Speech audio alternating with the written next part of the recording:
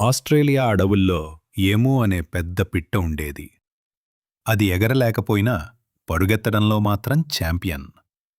ఒకరోజు చిన్న జంతువులందరూ ఆటలు ఆడుతుండగా, ఎవరు ఎక్కువ వేగంగా పరుగెత్తగలరో చూద్దాం అని కుందేలు ప్రకటించింది. అందరూ సిద్ధమయ్యారు. ఎమూ నెమ్మదిగా కనిపించింది కాని దాని కాళ్ళు బలంగా ఉన్నాయి. నిన్ను నమ్ము, గెలుస్తావ్ అని దాని స్నేహితుడు కోఅలా చెప్పాడు. పరుగు మొదలయింది. కుందేలు మొదట ముందుకు పరిగెత్తింది, కాని కొద్దిసేపటికే అలసిపోయింది. ఎమూ మాత్రం స్థిరంగా, వేగంగా పరుగున సాగింది. చివరికి ఫినిష్ లైన్ను మొదట దాటింది ఎమూ. అన్ని జంతువులు హర్షంతో చప్పట్లు కొట్టాయి. ఎమూ నవ్వుతూ, వేగమంటే పరిగెత్తడం కాదు, ఆత్మవిశ్వాసం కూడా అని చెప్పింది. ఆ రోజునుంచి ఎమూ అడవిలో ధైర్యం, పట్టుదలకి గుర్తుగా మారింది.